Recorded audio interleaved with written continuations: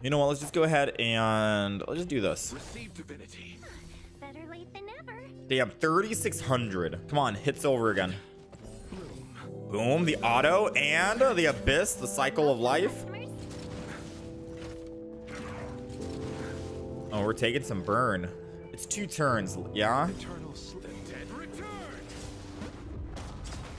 Every night brings a dream, but the day relentlessly. Alright, so Luocha is the newest 5-star abundance character in Honkai Star Rail. His abilities allow him to cleanse debuffs from allies as well as dispel the enemies from their buffs, something that's only been exclusive to Pella as of now, unless you want to mention like the Hunt Battle Pass light cone, but that's a topic for another day. In this video, we'll be diving into his entire kit. I'm talking preferred light cones, I'm talking trace materials to prioritize, relics to focus on, substats, main stats, and of course team comps that you could be running him in. So without further ado, let us get in. So let's dive into the light cones here for Luocha. There are 2 4-star light cones that I want to recommend, but first and foremost, let's get the elephant out of the room. The 5-star signature light cone, really good. You're increasing the wearer's attack, and if you guys don't know, Luocha does scale off of attack, so extra attack means more healing. He's also able to regenerate energy, as well as providing speed to all allies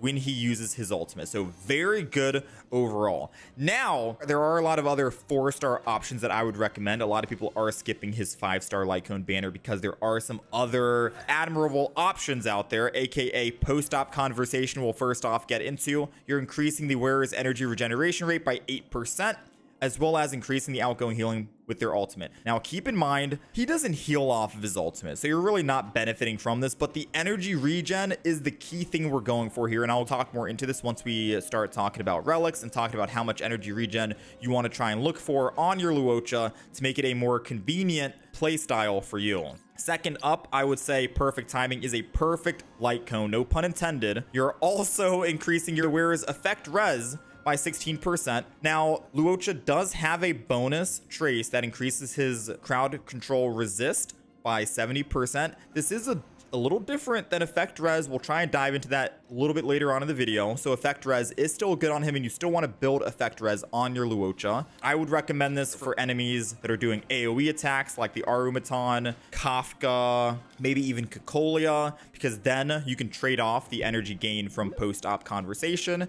and you'll be able to get that energy back because you will be getting hit inevitably. You're also increasing your outgoing healing, so perfect light cone for that. If you don't have those 2 light cones, some other contenders here: shared feelings, increasing your outgoing healing, and whenever you're using your skill, regenerates 2 energy for all allies. Now, the funny thing about this is this does not proc on his passive. What I mean by that is when an enemy drops below 50% and he automatically heals that enemy, you're not getting the 2 energy for all allies. It has to be a manual proc, so do keep that in mind if you are running shared feelings. Quid Pro, on the other hand, doesn't actually matter. This is the free light cone that everyone gets, and you are able to superimpose this via the Forgotten Halls shop. 16 energy at an S5. Now, for some odd reason, if you don't have any of those options, none of the 4 stars at all, and you still refuse to level up Quid Pro, multiplication is still something you can think about. It's a 3-star abundance light cone, gets you up to 317 base attack, and at an S5, after the wearer uses their basic attack, which you will be doing 9 times out of 10 with Luocha, your next action will be advanced by 20%. Something to think about if you really don't want to use any of the other 4 stars, or you don't have them at the moment. Maybe you're just starting off new player and you need something to use for that time. Multiplication, it is there.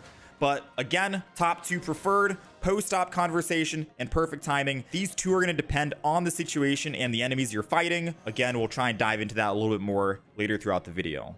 All right, moving over to traces here and things to prioritize. Obviously, I would recommend getting the talent and your skill. Those are the top 2 priority traces to work on, because this is pretty much your bread and butter. This is how you keep your team alive. And if you're not keeping your team alive, you're not really doing your job as an abundance character. So every time you upgrade, you are increasing the percentage for healing. This talent is for the cycle of life. So whenever you get 2 abyss flowers on the field, or on Luocha, you will be deploying a field called Cycle of Life.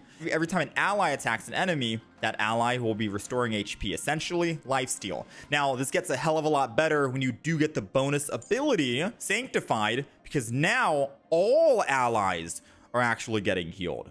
So everyone is winning, more AoE healing, you're pretty much unkillable. And it allows all of your characters to become their own personalized healer. So definitely work on getting the talent up, get the skill up. Those are my top two.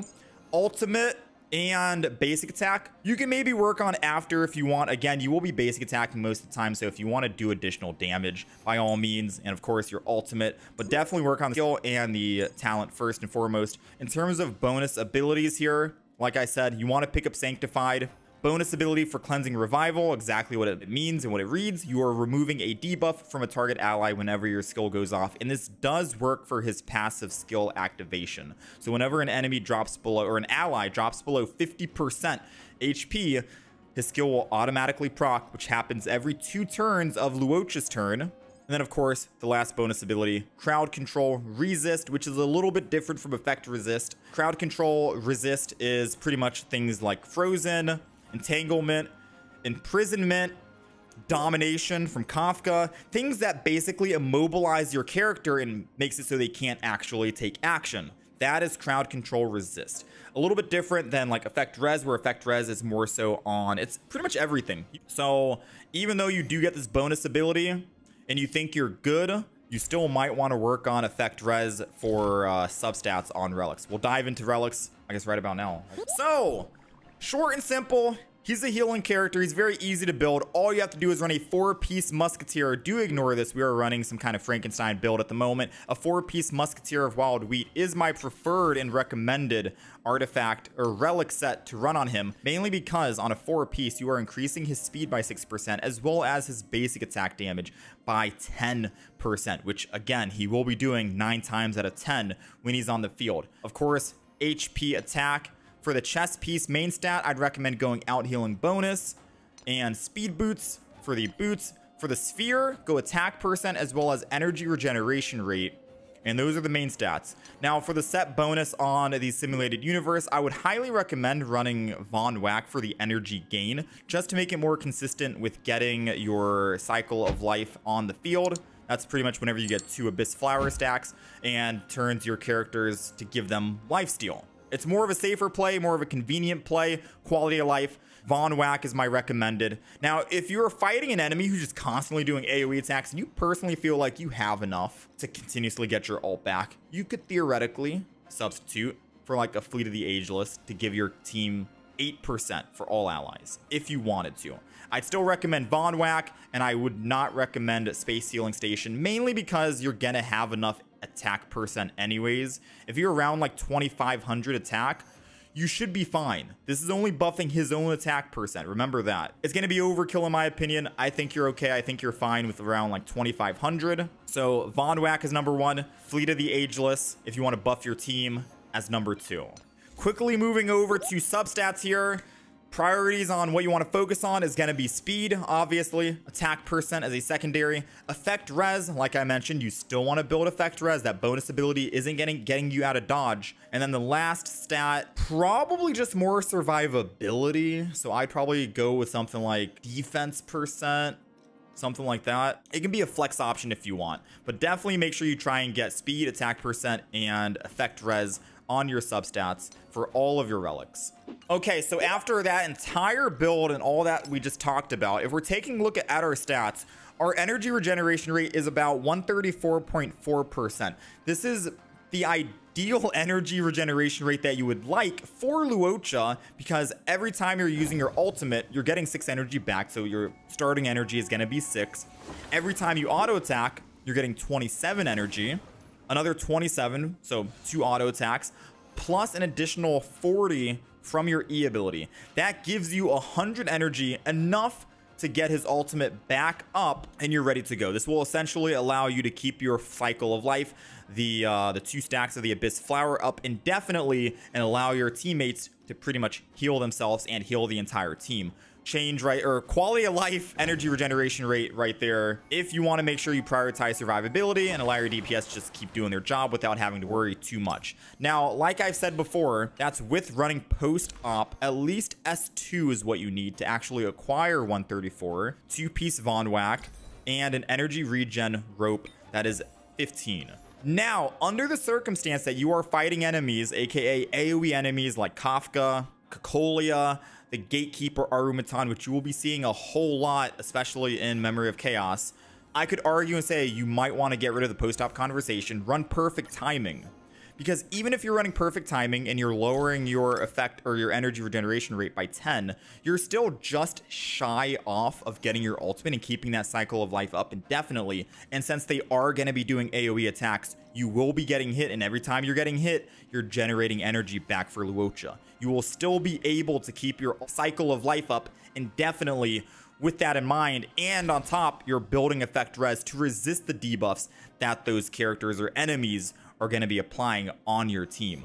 Remember, if Luocha's not up healthy and he's getting hit by these crowd control abilities, he's not going to be able to do his job. He's not going to be able to use his passive ability. He's not going to be able to cleanse his teammates. Your team might wipe because of that. So in that situation, effect res would be good, and I would recommend that. Okay, so now after talking about all of his abilities and how busted he is, let's talk about the Eidolons for some odd reason if you wanted to go for that. Now let's start with E1. Whenever the field is active, and if you're following the correct energy regeneration rate requirements, your field should be up 24/7, which means your allies are benefiting from 20% attack increase indefinitely, which is really good.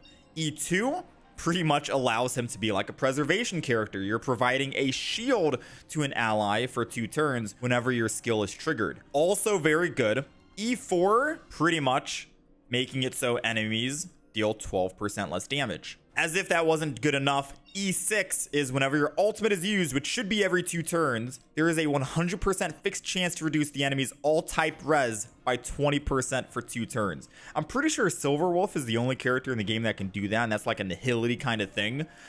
So it's pretty much like a preservation and nihility, a harmony character all in one with buffing the team, providing a shield, reducing enemies all-type res. You can keep this up indefinitely, by the way. Now, I wouldn't recommend if you're a free-to-play or a light spender to roll for Eidolons. I think Luocha E0 is perfect enough. I think you'll be fine. I don't think you need to give into that FOMO. His kit is already loaded with the passive activation on his E, the cleanse that he has, the lifesteal that he can provide to his teammates to heal the entire party, that crowd control resist. His kit's already loaded. I think you'll be fine with E0. You don't even need to go for a signature 5-star light cone at that. Again, post-op conversation, really good, and perfect timing, also really good. Luocha is a phenomenal character if you're trying to run him in different team comps.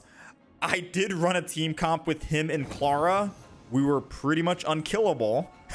We were pretty much unkillable, so it was a very good team comp. The Abyss Flower, the Cycle of Life was on the field, aka whenever the enemies get hit, the entire party heals. What's going to happen when they hit Clara? Svarog's going to get angry. He's going to counter. He's going to hit them. He's going to heal the team. That's exactly what happened. We never died. We were nowhere close to dying. We ran a 2-man team. Now, I can also see this being very good synergy for a character like Blade in the future. Because Blade, if you guys remember from closed beta test, he also has a counter ability when he gets below a certain amount of HP. And that can also proc continuously over like X amount of rounds. I don't remember the specifics exactly, but it's kind of similar to Clara in a sense. So you can run like a 2-man Luocha with Blade and still do phenomenal work like what we just demonstrated with the Clara team comp. Now, in terms of other team comps, Luocha, in my opinion, is much like Gepard. And I'm saying in the sense of he has a lot of sustain. So, for example, normally in the Memory of Chaos, I am running Gepard on a team by himself. He doesn't need another healer because Gepard has a thick shield that no enemy is going to break it. You're keeping that shield up indefinitely, right? With Luocha, he's pretty much the same, but just on the path of abundance. You can run Luocha in the team by himself without really needing another shield character, which frees up an additional slot and allows you to run an additional like Harmony or an additional Nihility character. The options are up to you. So yes, he is a flexible character. You can run him in pretty much any team comp if you want. He's a phenomenal 5-star abundance healer. I don't know what else to say. He's a really good character if you are trying to roll for him and you do need a second healer. I would highly recommend going for him. Hell, even if you don't need a second healer, he's still a good like quality of life character to have, and it frees up that extra slot and allows you to do a lot more in your team comps because of that. Plus, if you are getting Yukong, I think Luocha would be a perfect character to synergize with on a Yukong team, but that'll be a little bit later on once I can start building a mono imaginary team comp. For now, that is the Luocha full guide video. If you have any more questions or if I missed anything, please leave it down in the comment section down below. I am live over on Twitch. As you guys can see, we have our beautiful Twitch chat dancing around, clapping their hands. Join us over on Twitch. I'm live most days. All right, do expect a Yukong video coming out as well. And I hope this video was helpful or informative to you guys. I thank you guys very much for watching, and I will catch you guys in the next one.